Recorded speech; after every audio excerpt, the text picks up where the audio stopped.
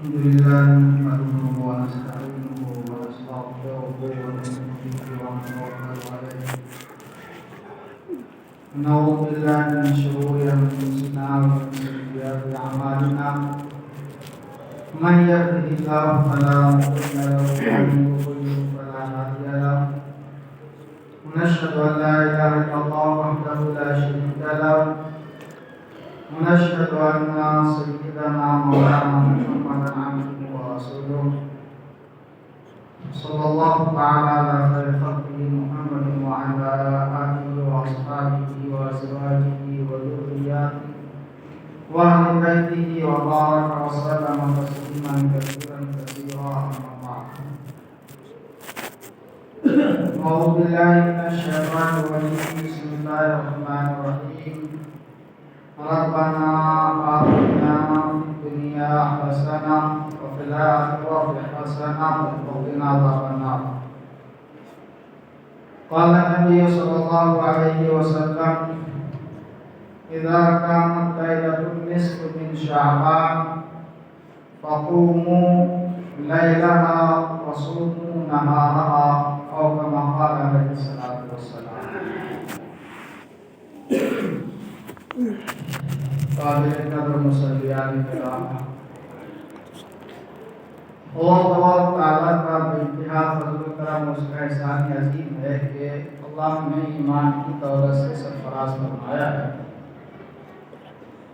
اور ساتھ ہی ساتھ یہ کہ ایسے مواقع بھی فراہم فرمایا ہے کہ ہم اپنے ایمان کو بڑھاتے رہیں، ایمان کے بڑھانے والے اعمال صالحہ کرتے رہیں۔ انہی مواقع میں سے ایک موقع ہمارے سامنے آ رہا ہے جس کو ہم اور آپ لوگ شب برات کہتے ہیں، اور اس کو حدیث پاک میں اللہ کے نبی صلی اللہ علیہ وسلم نے فرمایا لیلۃ النصف من شعبان، لیلۃ النصف من شعبان۔ یہ شعبان کا مہینہ ایک ہے، شعبان کے مہینے کی عظمت اور فضیلت اور اہمیت، اور ایک ہے شعبان کی 15ویں رات کی عظمت اور اہمیت و فضیلت۔ شعبان کے مہینے کی عظمت و فضیلت کے لیے اتنی بات ہمیں اور آپ کو ذہن میں رکھنا کافی ہوگا کہ ہمارے نامدار تاجدار مدینہ احمد مصطفیٰ محمد مصطفیٰ صلی اللہ علیہ وسلم رمضان ایک بار یا رمضان کے علاوہ جس مہینے میں کثرت سے روزہ رکھا کرتے تھے یا مہینہ کے اکثر دنوں میں روزہ رکھا کرتے تھے، وہ شعبان کا مہینہ یہی مہینہ ہے۔ یہ اس مہینے کی عظمت، اہمیت اور فضیلت کی وجہ سے ہے۔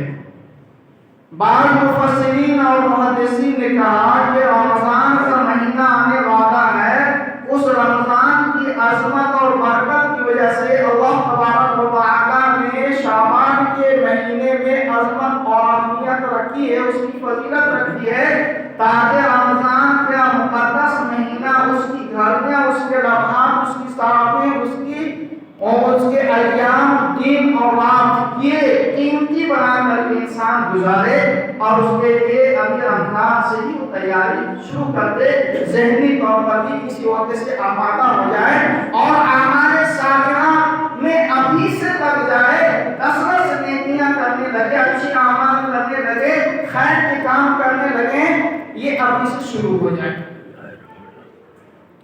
یہ شعبان کا مہینہ یہ مبارک مہینہ ہے، بابرکت مہینہ ہے۔ اللہ کے نبی صلی اللہ علیہ وسلم نے شعبان کے تعلق سے فرمایا اس میں 2 عمل بلکہ 3 عمل کا اہتمام کرنا ہے۔ ایک عمل ہے رات میں قیام لیل، رات میں نوافل کثرت سے پڑھنا، دوسرا ہے دن میں روزے رکھنا، اور تیسرا عمل ہے رات میں مغفرت طلب کرنا، مغفرت کی دعائیں کرنا۔ 3 چیز۔ رات میں قیام لیل، اللہ نبی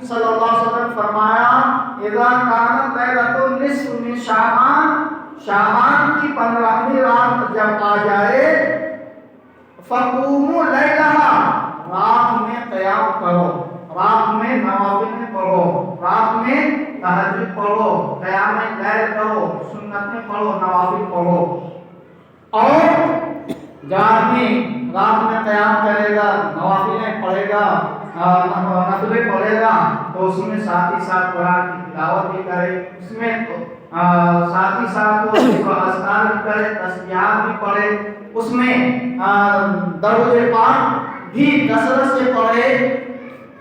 یہ رات میں کرنے کا کام ہے، اہتمام سے کرنا ہے. ہم لوگ اکثر لوگ کرتے ہی ہیں. دوسری چیز ہے کہ رات میں یہ سب کام کرنے کے بعد دن میں روزہ رکھنا.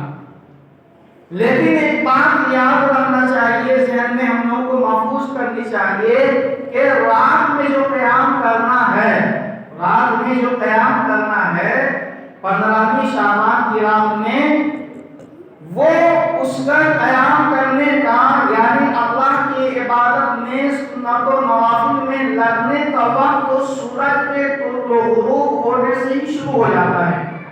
ہمارے نوجوان کیا کرتے ہیں کہ مغرب کے بعد سے ادھر ادھر گھوم ٹہل عشاء کی نماز پڑھے، کچھ دیر پڑھا، اس کے بعد قرآن پڑھا، پھر ٹہل، پھر اور ادھر ادھر کرنا شروع کیا، پھر کچھ نماز پڑھے، پھر ادھر ادھر قرآن کی شروع کیا، پھر کچھ دیر تلاوت کیا، اور پھر دایانی اور فضول چیزوں میں لگے، اور پھر اس کے بعد کچھ دیر پڑھا، پھر قبرستان کی طرف گئے، اور پھر کچھ دیر پڑھا، پھر چائے نوشی ہوئی، اور پھر کچھ ہوا تو ارے یہاں کی چائے نہیں، فلاں جگہ کی چائے بہت بہترین بنتی ہے، وہاں چلو وہاں پیو. یہ سب کام کیے جاتے ہیں جو ہمارے نوجوان کرتے ہیں. یہ سب لایانی چیزیں ہیں، ان سے پرہیز کرنا ہمارے نوجوانوں کے لیے انتہائی ضروری ہے. میں نے پچھلے جمعہ میں اسی لیے کہا تھا کہ یہ شعبان کا مہینہ آ رہا ہے اور اس کے بعد رمضان کا مہینہ آ رہا ہے. کچھ کام تو ایسے ہیں کرنے کے ہیں، اور کچھ کام ہیں اس سے بچنے کے ہیں. کچھ کام جو ہے مسجد میں کرنا، اور کچھ کام مسجد میں بھی نہیں کرنا، اس سے بچنا ہے. ان باتوں کو ہم نے بتایا تھا پچھلے جمعہ میں. تو شعبان شب برات کی جب رات آتی ہے تو سورج غروب ہوا، اسی وقت سے ہم لوگوں کو سارے لوگوں کو، مجھے اپنے بھی میں کہہ رہا ہوں، اب مجھے بھی آپ لوگوں بھی سورج غروب ہوا، مغرب کی نماز پڑھی، نماز پڑھنے کے بعد جو ہے اس وقت سے میں شروع ہو گئے. ایک رات قیمتی رات ہے، یہ بات ذہن میں رہے. رات میں جاگنا ہے، نوافل پڑھنا ہے، قرآن کی تلاوت کرنا، تسبیحات پڑھنا ہے، درود پاک پڑھنی ہے، اور استغفار کرنی ہے، یہ سب کچھ کرنا ہے. قیام لیل یہ نہ فرض ہے، نہ واجب ہے، نہ ہی سنت موقدہ ہے، لیکن اللہ تبارک و تعالیٰ کی طرف سے یہ گولڈن چانس ہے. اس گولڈن چانس کو گوانا نہیں چاہیے، اور خوب زیادہ سے زیادہ نیکیاں اپنے نام اعمال میں اپنے ذخیرہ میں جمع کرنا چاہیے. یہ گولڈن چانس ہر دن نہیں آتا، ہر رات نہیں اللہ تعالیٰ دیتا ہے. میرے محترم دوستو، تو یہ رات گولڈن چانس ملتا ہے تو اس کو یوں ہی گوا دینا، یا رات کے حصوں کو یوں برباد کر دینا، یا اس کے کچھ گھڑیوں کو یوں ہی ضائع کر دینا، فضول میں، بکواس میں، گھومنے میں، ٹہلنے میں، کاروباری پر میں، شرارتوں میں گزار دینا، یہ کسی طرح سے ہمارے نوجوانوں کے ہمارے بچوں کے یہ زیب نہیں دیتا ہے. اس لیے کہ ان کاموں میں سے کچھ کام ایسے ہیں جو لایانی ہیں، اس سے بچنے کے لیے نبی صلی اللہ علیہ وسلم نے فرمایا. کچھ کام ایسے ہیں جس سے بچنا انتہائی ضروری، فرض اور واجب کا درجہ رکھتا ہے. کچھ کام ایسے ہوتے ہیں جس سے کسی کو تکلیف پہنچتی ہے، کسی کا ایذا ہوتا ہے، کسی کو پریشانیاں ہوتی ہیں، اس سے یہ جرم مانا جاتا ہے، اس سے بچنا ضروری ہے. اس لیے سورج غروب کے بعد سے یعنی مغرب کی نماز کے بعد سے اللہ کی طرف متوجہ ہو جانا ہے. ذکر و اذکار میں، تسبیحات میں، نوافل کے پڑھنے میں، درود پاک کثرت سے پڑھنے میں، ان چیزوں میں اپنے وقت کو لگانا ہے، وقت کو ضائع نہیں کرنا ہے. اگر ہم شب برات سے پہلے اور پورا رمضان کے بعد سے شوال سے لے کر پوری رات کو ہم نے سو لیا، اگر ایک رات کثرت سے پڑھ دیا، عبادتیں کر دی، ہمارے لیے بہتر ہے. لیکن پوری رات پڑھنا بھی ضروری ہے. حشاش بشاش طبیعت کے ساتھ میں خوش طبعی کے ساتھ میں، اچھے مزاج کے ساتھ میں عبادت کرنا جتنا ہو سکے اتنا زیادہ زیادہ کرنا چاہیے۔ ایسا نہیں کہ نوافل پڑھ رہے ہیں اور جھک بھی رہے ہیں، قرآن پڑھ بھی رہے ہیں جھک رہے ہیں۔ اس سے بہتر ہے کہ قرآن کھا کے رکھ دیجیے اور سو جائیے۔ عشاء کے بعد کھانا کھائیے، پڑھنا شروع کیجیے، نیند آنے لگے اٹھا رکھ دیجیے اور جا کر کے سو رہیے، پھر 3 بجے اٹھیے، پھر کچھ پڑھ لیجیے۔ عشاء کی نماز، مغرب کی نماز، عشاء کی نماز اور فجر کی نماز جماعت کے ساتھ پڑھیے۔ جھکنے آرام تو سو رہیے لیکن عشاء فجر کی نماز جماعت سے پڑھ لیجیے، یہ زیادہ بہتر ہے۔ جھک کر کے پڑھنے سے، تلاوت کرنے سے، ذکر و اذکار کرنے سے۔ ایک بات تو یہ ہے کہ رات میں جو کام کرنا ہے اس تعلق سے یہ ہے۔ دوسرے ساتھ اس میں جو ہے اس بات کا اہتمام کرنا ہے کہ ہم یہ رات جو ہے مغفرت کی ہے۔ جیسے ہی سورج غروب ہوتا ہے تو اللہ تعالیٰ آسمان دنیا منظور اجلال فرما کر کے اعلان فرماتا ہے کہ ہے کوئی مغفرت طلب کرنے والا جو مجھ سے معافی مانگے اور میں اسے معاف کر دوں۔ ہے کوئی رزق مانگنے والا، روزی مانگنے والا کہ وہ روزی ہم سے طلب کرے ہم اس کو روزی دیں۔ ہے کوئی پریشان حال، مصیبت زدہ، بیماریوں میں مبتلا، وہ ہم سے آ کر کے مانگے ہم اسے شفا دیں۔ تو اس رات میں اللہ سے دعائیں بھی مانگنا ہے، اپنی مغفرت کے لیے، اپنے والدین کی مغفرت کے لیے، اپنے خاندان والوں کی مغفرت کے لیے، اپنے گاؤں محلے کے ایمان والوں کی مغفرت کے لیے اور کہ پوری دنیا کے ایمان والوں کے مغفرت کے لیے دعا مانگیں۔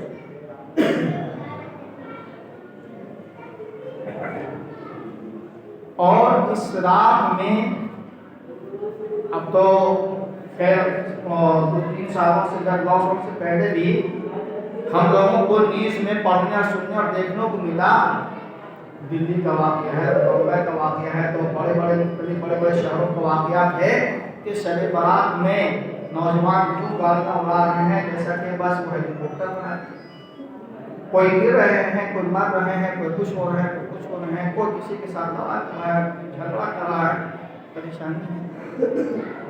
یہ کیوں ہے؟ اسی کو کہا جاتا ہے لاابالی پن، شرارت، بےہودگی والا کام جو اپنے کو بھی پریشانی میں ڈالتا ہے، دوسروں کو بھی پریشانی میں ڈالتا ہے، خود بھی اگر گیا اور کسی پریشانی میں پڑا تو خود بھی پڑا پریشانی میں، اس کے ماں باپ بھی پریشان ہوئے، اور جن کسی کے ساتھ بھی کسی طرح کا کوئی حادثہ ہوا تو ان لوگوں کو بھی پریشان کیا، سماج کے کتنے سارے لوگوں کو پریشان کر ڈالا اپنے ساتھ ساتھ میں۔ اس سے بچنا چاہیے، اس سے اجتناب کرنی چاہیے، پرہیز کرنی چاہیے۔ اور ہمارے گارجین حضرات یہ اس کی تعبیر کریں اپنے بچوں کو، یہ رات شب برات کی رات ہے، عبادتوں میں زیادہ سے زیادہ گزارو، بلکہ علماء کرام نے لکھا ہے، وضاحت کی ہے، تفسیر کی ہے اس بات کی کہ اس رات میں لوگوں کو چاہیے کہ وہ اپنے گھروں میں عبادت کریں۔ رات یہ شب برات کی رات اور شب قدر کی رات کی جو عبادت ہے وہ انفرادی عمل ہے، انفرادی عبادت ہے، وہ اپنے گھروں میں کرنا چاہیے تاکہ اپنے گھروں میں خود بھی ہو، اپنے چھوٹے بڑے بھائی بہنوں کے ساتھ ہو، اپنے ماں باپ کے ساتھ میں ہو، سب کو ایک دوسرے سے دیکھ کر کے ترقی ملے اور سب اپنے گھر میں پڑھیں۔ ہم اپنے گھروں میں سنت پڑھنا چھوڑ دیا، نوافل پڑھنا چھوڑ دیا، یہ تو صرف اس رات کی بات نہیں ہے، بلکہ یہ ہے افضل طریقہ یہ ہے کہ ہم یہاں نماز پڑھیں، جمعہ کی اور جمعہ کے بعد والی سنت جا کر کے ہم گھر میں پڑھیں، ظہر کی نماز جماعت کے ساتھ پڑھیں، اور اس سے پہلے اس کے بعد کی سنت ہم گھر سے پڑھ کر کے اللہ کے گھر میں پڑھیں۔ لیکن بڑا عالمیہ ہے کہ ابھی جمعہ کی نماز جماعت ختم ہوگی اور آخری مسجد دعا کے بعد خالی گھر میں جا کر کے کوئی نہیں پڑھتا، مجھ کو تجربہ ہے۔ جتنے لوگ ہمارے نوجوان، ہمارے دوست یہ جو مسجدیں خالی کرتے ہیں دعا کے بعد گھروں میں جا کر کوئی سنت نہیں پڑھتا ہے، سنت موقعہ ہے کوئی نہیں پڑھتا۔ اسی لیے ہم نے کئی سال اس مسجد میں کھڑے ہو کر یہ بات رکھی، سوال کیا ہم اپنے نوجوانوں سے، کیا آپ کو بتائیے کہ آتے ہیں جمعہ میں تو جمعہ سے پہلے کی سنت کو بڑے اہتمام سے پڑھتے ہیں، اگر خطبہ بھی شروع ہو گیا، ایک بار خطبہ پہ کھڑا ہو گیا، ممبر پہ کھڑا ہو گیا تب بھی پڑھتے ہیں، اور دعا ختم ہونے کے بعد چھوڑ کر کیوں بھاگ جاتے ہیں؟ جمعہ سے پہلے کی سنت اور بعد کی سنت میں فرق کیوں آپ کا ناانصافی کے ساتھ کرنا کیوں؟ یہ دوہرا رویہ، یہ پیمانہ گڑبڑ سڑبڑ والا کیوں؟ میرے محترم دوستو، اللہ کے واسطے نمازوں کا جماعت کے ساتھ اہتمام کیجیے۔ ہر نماز کے فرض جماعت کے نماز کے پہلے کی سنتوں اور بعد کی سنتوں کا اہتمام کیجیے۔ اس رات میں یعنی شب برات اور شب قدر کی رات میں ہمارے کچھ نوجوان لوگ جاتے ہیں قبرستان۔ قبرستان جانے ہی کے درمیان میں بہت سے ایسے کام کر جاتے ہیں جس سے مسلمانوں کی بدنامی ہوتی ہے اور اسلام کی بھی بدنامی ہوتی ہے۔ اس کو وضاحت کرنے کی ضرورت نہیں ہے، آپ کو سب اچھی طرح سے جان ہے کہ کیا کیا کرتے ہیں اور کس کام سے خود ان کی مسلمان کی کوئی آدمی کوئی دو نوجوان کو شرارت کرتا ہے اور میڈیا والے پورے مسلمان کو بدنام کرتے ہیں کہ مسلمان دیکھیے یہ مسلمان کا وقت، یہ مسلمان شب قدر شب برات میں شب قدر میں جا رہے ہیں، یہ کر رہے ہیں، یہ مسلمان تو مسلمان کو بھی بدنام، اپنے کو بھی بدنام، اسلام کو بدنام۔ میرے محترم دوستو، رہی یہ بات کے قبرستان جانے کے تعلق سے، تو قبرستان جانے کے تعلق سے بھی جو ہمارے لوگوں کا، ہمارے نوجوانوں کا، ہم لوگوں کا، اس میں ہم سب شامل ہیں، ہم لوگوں کا جو یہ عمل ہے صرف شب قدر اور شب برات کی ہی رات میں کیوں اور بقیہ دنوں میں اور بقیہ راتوں میں کیوں نہیں؟ سوال ہے، صرف شب قدر اور شب برات کی رات میں ہی کیوں قبرستان جاتے ہیں اور بقیہ دنوں میں کیوں نہیں؟ کیا اور بقیہ دنوں میں جانا منع ہے؟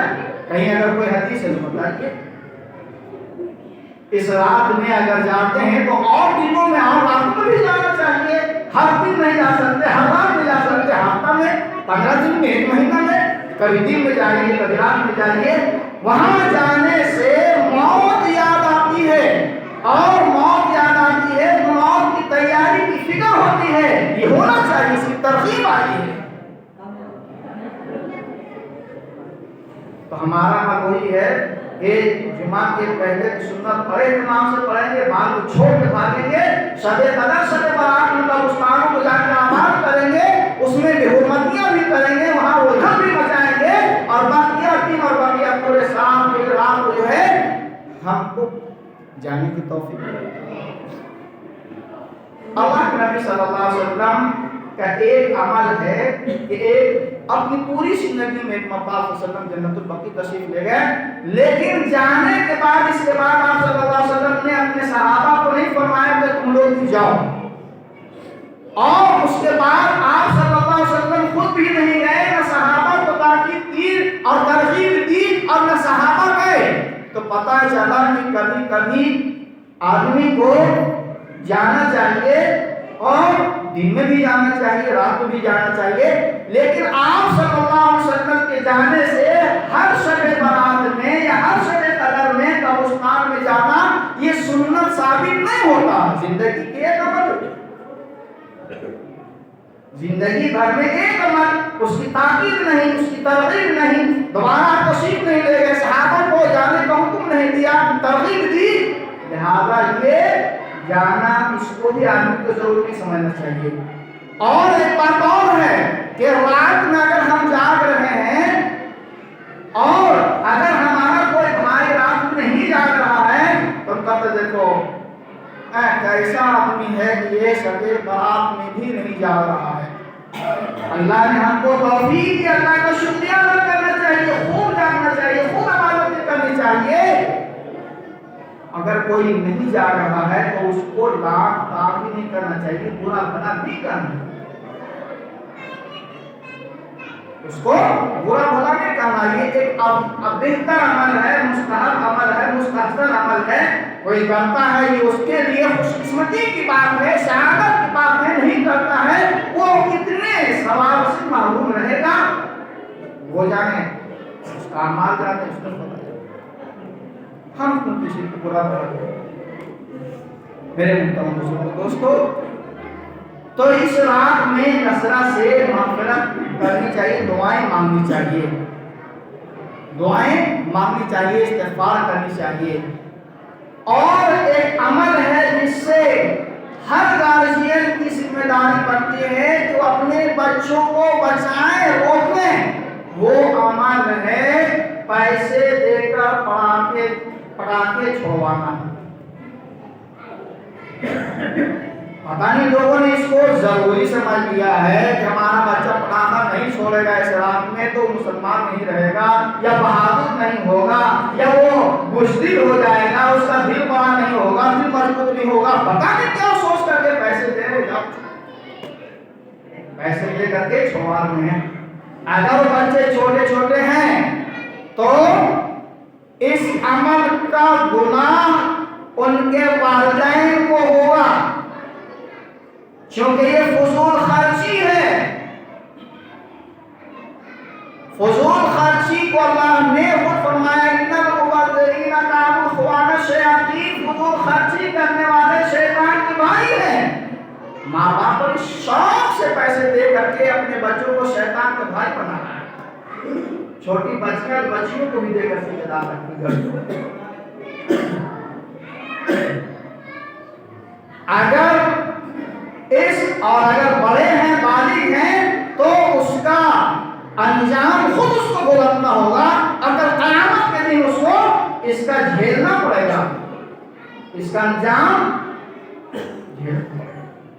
اور اگر اس پٹاخہ کے چھوڑنے کے وجہ سے اگر کسی کا پیجامہ لنگی کسی کی جل گئی, کسی کے مکان میں آگ لگ گیا, یا کسی کے سر کے بال جل گئے, تو اس کا اور بڑا جرم ہے کہ جب تک اس سے معاف نہیں آپ کرا دیں, معافی مانگ نہیں دیں, اللہ تعالیٰ بھی معاف نہیں کرے گا. اللہ تعالیٰ بھی معاف نہیں کرے گا. جرم ہے, بڑا جرم, بڑا گناہ ہے. کسی نے بتایا کہ نوجوان نے پٹاخہ چھوڑا تو کسی ایک کماری لڑکی کے آنکھ کے پاس لگا, بالکل آنکھ کے پاس میں. بتائیے اس کی شادی کے لیے مشکل ہو گئی, اس کو جو تکلیف ہوئی وہ الگ ہے. تو کسی کو اپنے کسی بھی عمل سے, یہ ہے اپنے عمل سے, اپنے اعضاء و جوارح سے کسی کو تکلیف دینا, یہ بڑا جرم ہے, بڑا گناہ ہے. اس لیے ہم لوگوں کو چاہیے کہ ہم اپنے بچوں کو اس گناہ سے بچائیں, اس گناہ سے روکیں. بڑا حیرت ہوتا ہے, بڑی تعجب ہوتی ہے کہ مسجد ہے, اگر بغل میں ہے, بچے ہیں, مغرب کی نماز کا خیال ہے, اذان ہونے کا خیال ہے, اور نہ جماعت کے کھڑے ہونے کا خیال ہے. خود تو جب اذان شروع اپنے دوپٹے سے ہی کر لیے کہ اذان شروع ہو گئی ہے, اب بچے پٹاخہ چھوڑو اس کو منع نہیں کر رہے ہیں. اچھا, کچھ عورتیں یا کچھ ایسے لوگ ہیں جو پیسہ دیے, بولے جاؤ ادھر جا کر کے پڑھو, یعنی اپنے گھر کے پاس نہیں پڑھو, دوسرے کے گھر کے پاس میں پڑھو.